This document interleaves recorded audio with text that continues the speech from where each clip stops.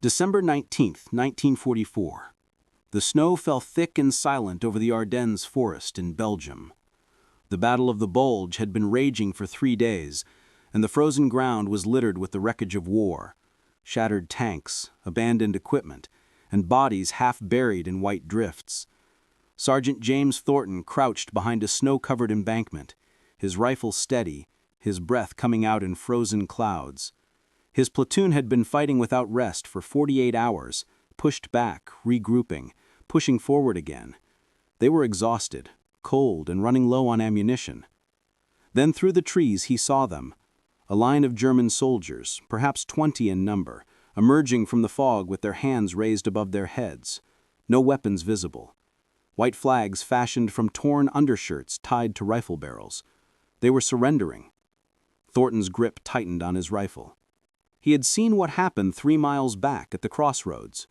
American medics shot while tending to the wounded. A chaplain executed with his hands tied behind his back. Stories of the Malmedy massacre were already spreading through the ranks, whispered in foxholes, and repeated over crackling radios. 84 American prisoners gunned down in a field, left to freeze in the snow. The men in his platoon knew. And now here were 20 Germans, hands up, asking for mercy. One of Thornton's men whispered, "Sarge, we don't have to take them." Thornton didn't respond right away.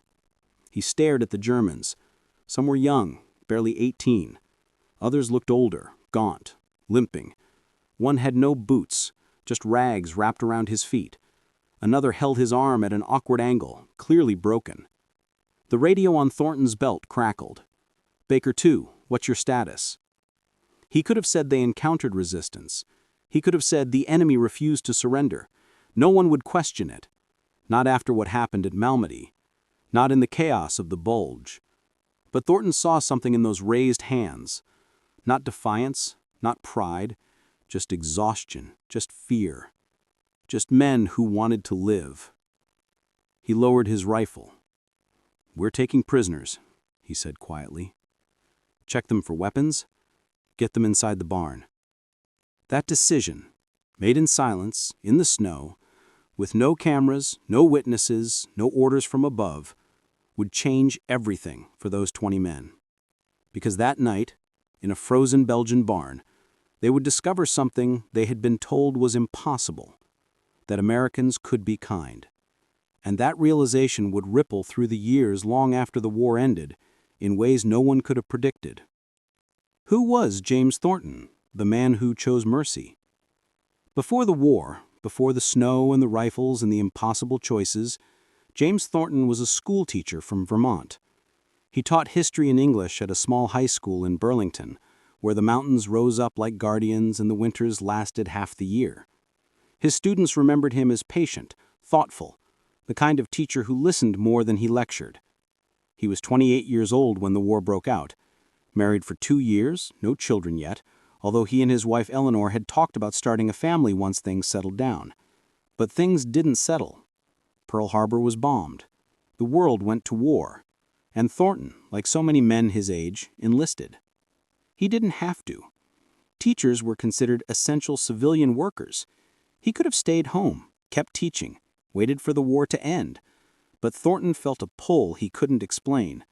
Not patriotism exactly, though he loved his country. Not adventure, he had no illusions about what war meant. It was something quieter. A sense that if good men stayed home, only the cruel would define what victory looked like.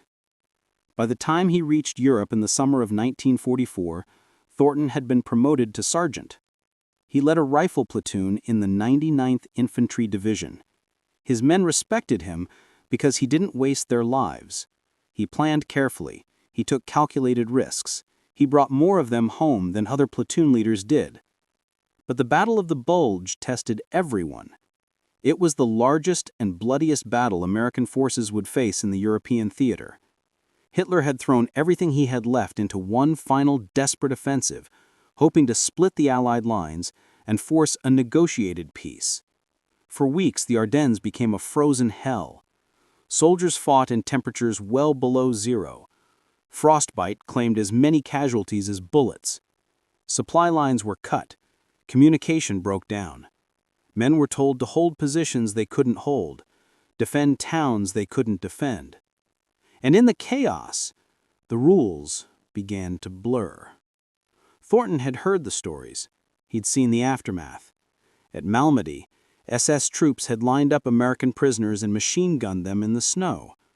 Word spread fast. Anger burned through the ranks. Some officers quietly stopped taking prisoners. Some soldiers refused to accept surrender. Thornton understood the rage. He felt it too. But he also knew what happened when rage became policy. He had studied history. He knew how quickly soldiers could become monsters if they stopped seeing the enemy as human. So when those 20 Germans appeared through the trees, hands raised, freezing and broken, Thornton made a choice. Not because it was easy, not because anyone would thank him for it, but because he believed that the moment you stopped showing mercy, even to the enemy, you lost something you could never get back. He was about to discover just how much that choice would matter. Why Malmedy changed everything. 3 days earlier, on December 17, 1944, a convoy of American soldiers had been captured near the Belgian town of Malmedy.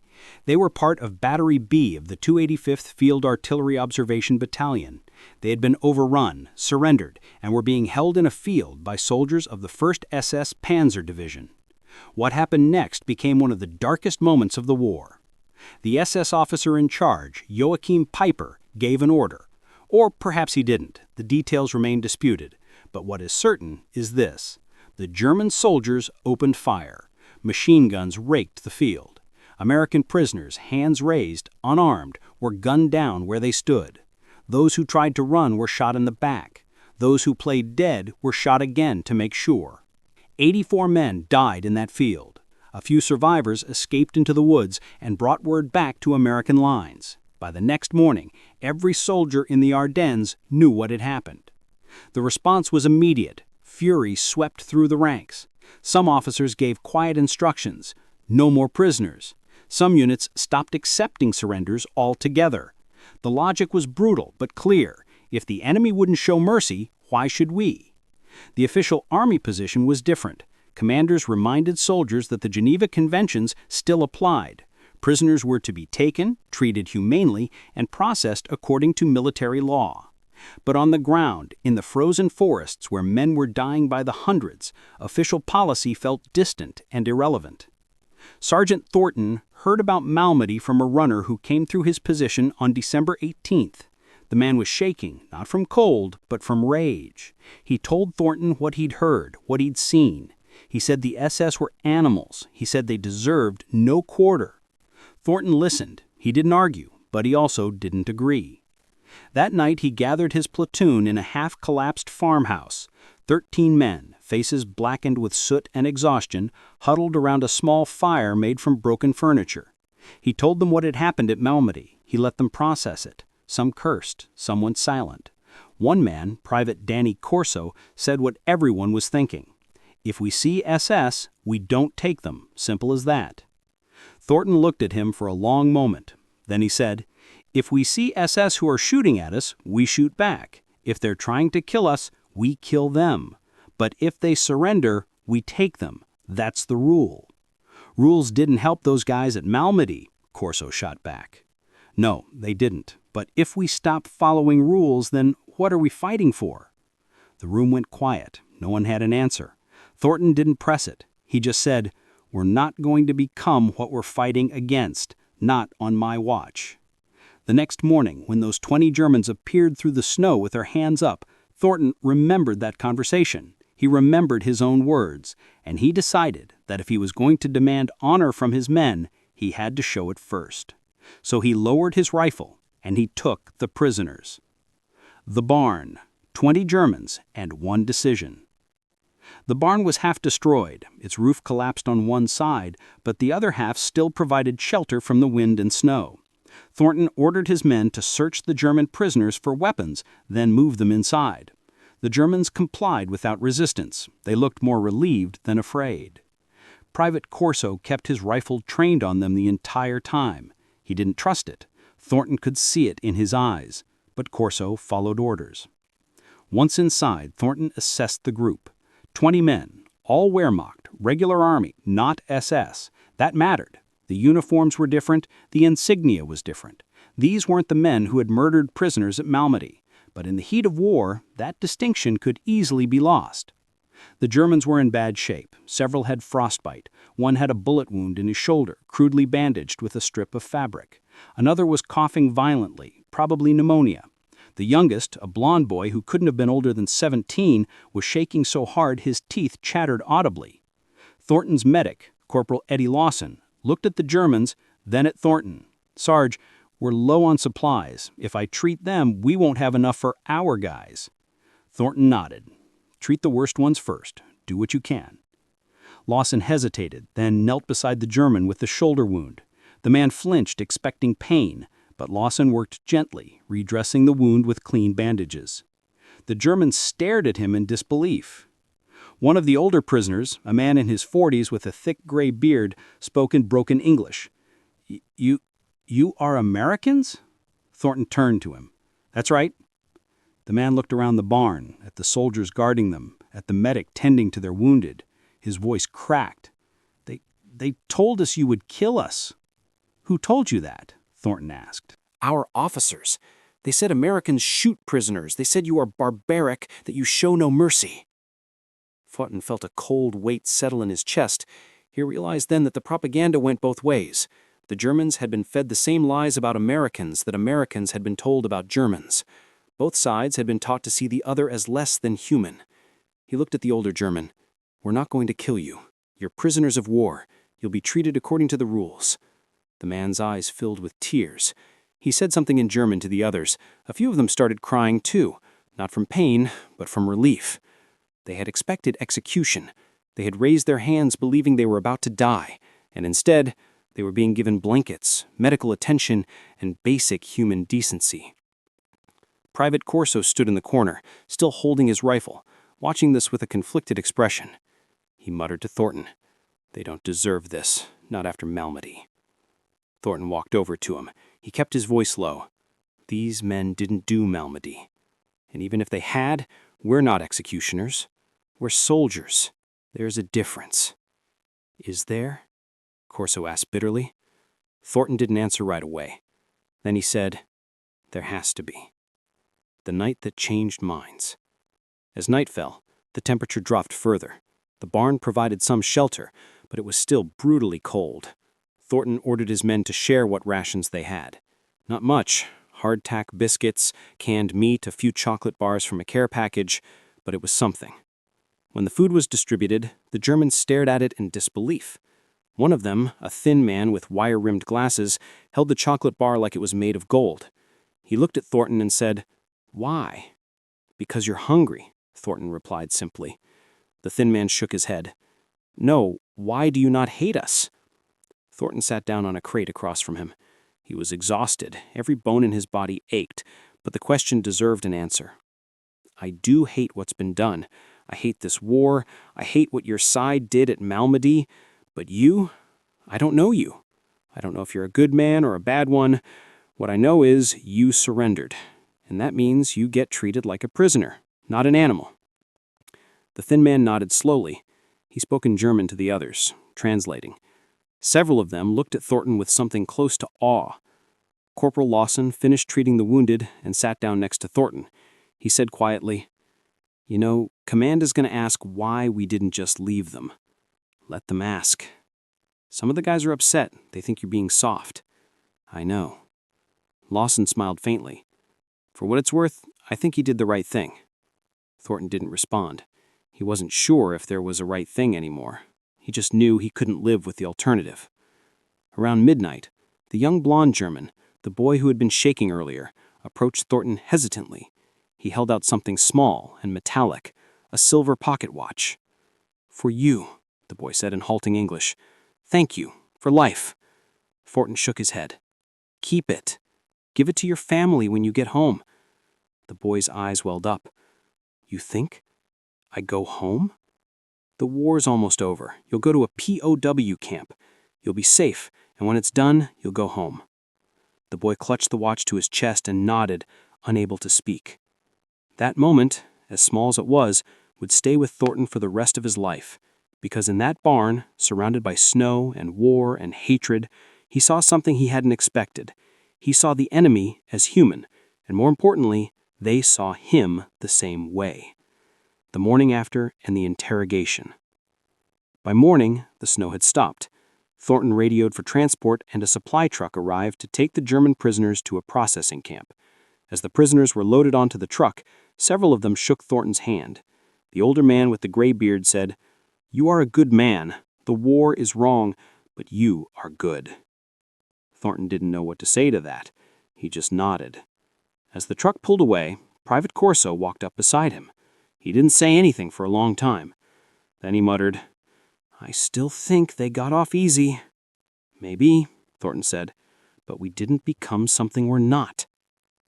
Corso thought about that, then nodded slowly. "Yeah, I guess that's worth something." 3 days later, Thornton was called to a field headquarters for debriefing. A captain he didn't recognize sat behind a folding table reading through a report. He looked up when Thornton entered. "Sergeant Thornton, you took 20 German prisoners on the 19th, is that correct?" "Yes, sir." "In the middle of the Battle of the Bulge, 3 days after Malmedy?" "Yes, sir." The captain leaned back. "Some officers in your division think you should have left them, or worse. They think you wasted resources, time, and energy on enemy combatants when our own men are dying." Thornton kept his expression neutral. "With respect, sir, those men surrendered. They were unarmed. They posed no threat." "And you didn't think about Malmedy?" "I thought about it every second," Thornton said. "But those men didn't do Malmedy. And even if they had, we're not the SS. We follow the rules of war." The captain stared at him for a long moment. Then he closed a folder. "You're right. Officially, you did everything by the book. Unofficially, you made a lot of people uncomfortable, some of your own men included. I'm not here to make people comfortable, sir. I'm here to fight a war without losing my humanity." The captain almost smiled. "Dismissed, Sergeant." Thornton saluted and left. He never heard another word about the incident. No commendation, no reprimand, just silence. But that was fine with him. He hadn't done it for recognition. The letters that came years later. The war ended in May 1945. Thornton returned home to Vermont, to his wife Eleanor, to his old job teaching history. He didn't talk much about the war. When students asked, he gave vague answers. He preferred to focus on the future, not the past. But in 1953, 8 years after the war ended, a letter arrived at his home. It was postmarked from West Germany. Inside was a handwritten note in careful English. "Dear Sergeant Thornton, my name is Klaus Zimmermann. I was one of the men you took prisoner in December 1944. I do not know if you remember me. I was the one with the broken arm. I want you to know that I am alive today because of your kindness. I have a wife now and a daughter. I teach mathematics at a school in Munich. I think of you often, and I wanted to say thank you.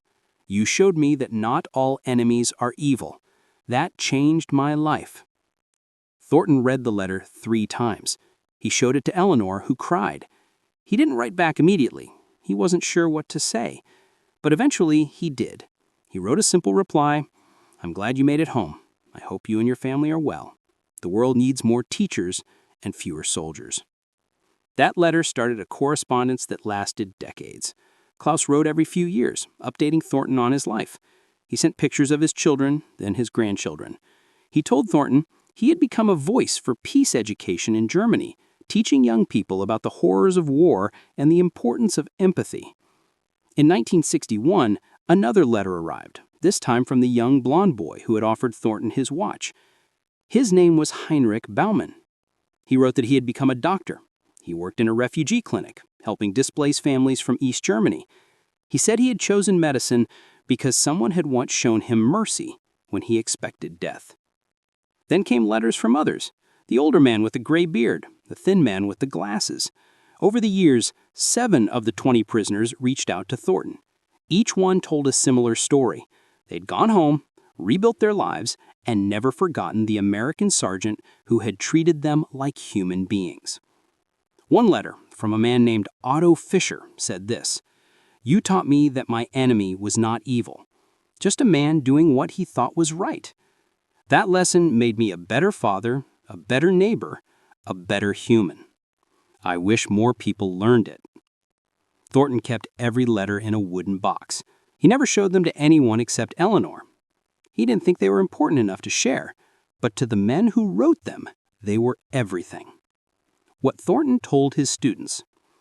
In 1967, one of Thornton's history students asked him a question during class.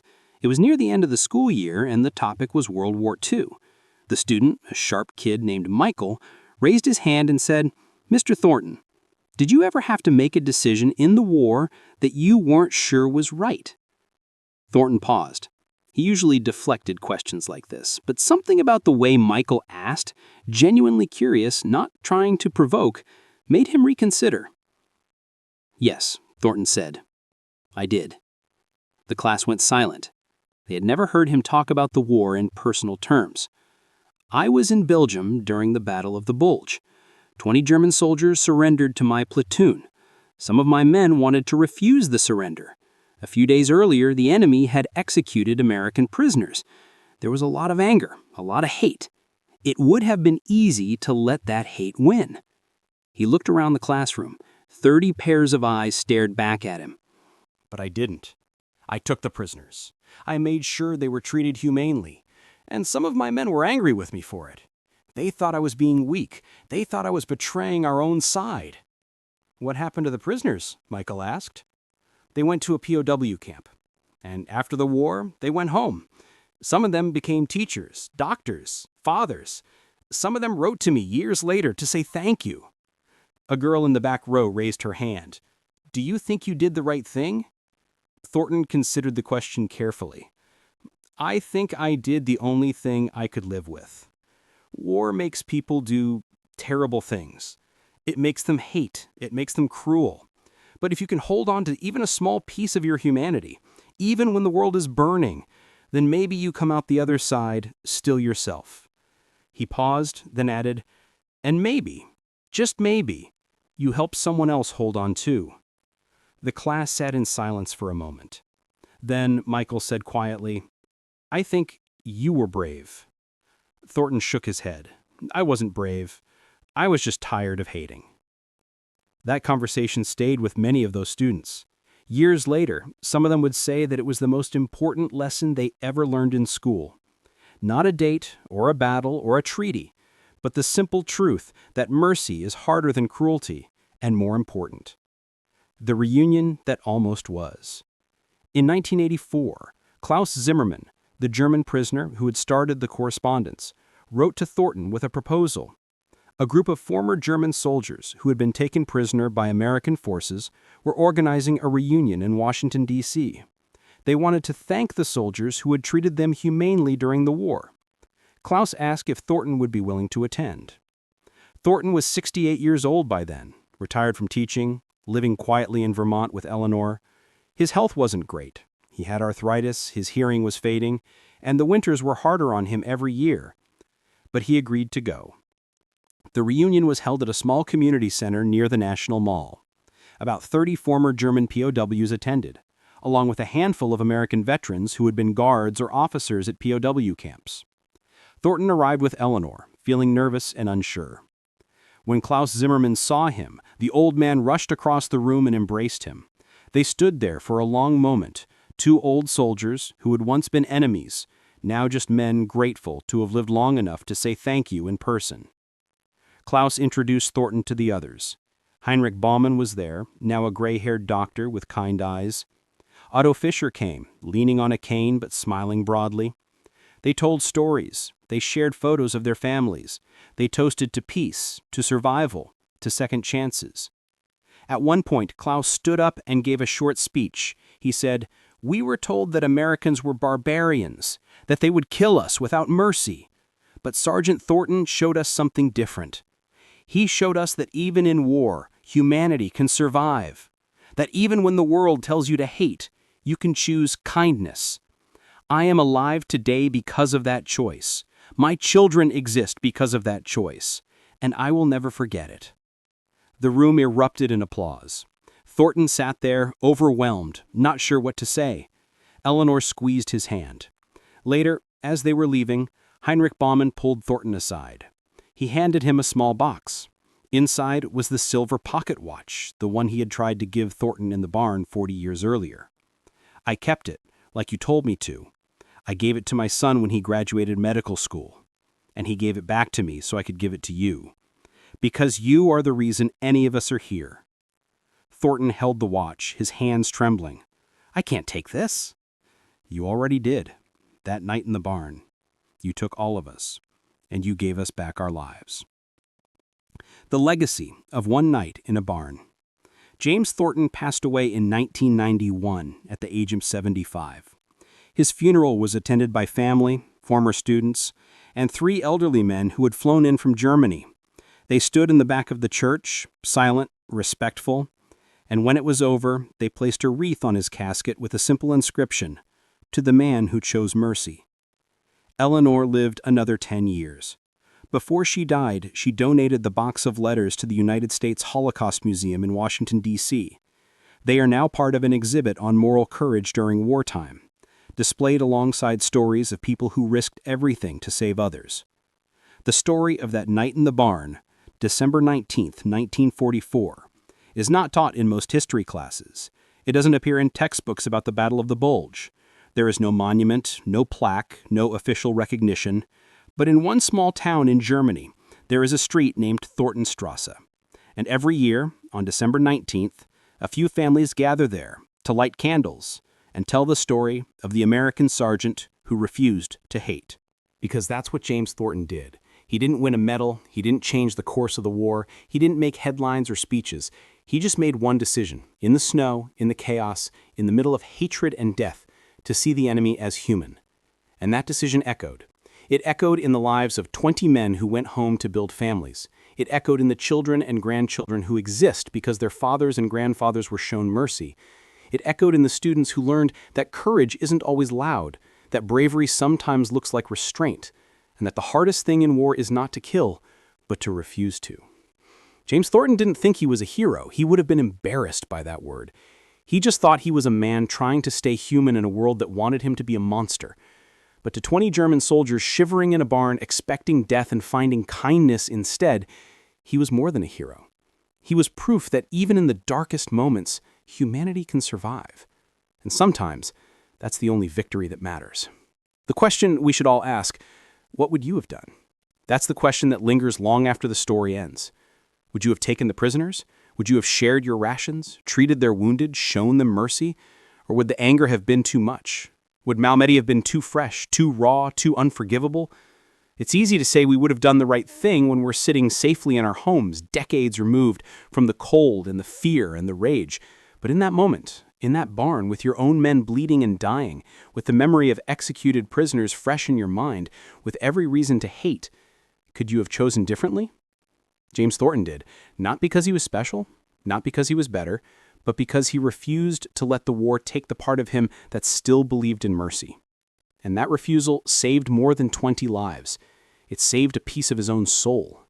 It saved the souls of the men in his platoon who watched and learned, and it saved something larger, harder to define, but no less real. The idea that even in war, we don't have to lose ourselves. History is full of battles and victories, of generals and strategies, of dates and casualty counts. But history is also made in moments like these, in barns and foxholes and frozen fields, where one person decides that hatred will not win. Not today, not here, not through me. James Thornton made that decision, and the world is better for it. What decision will you make when your moment comes?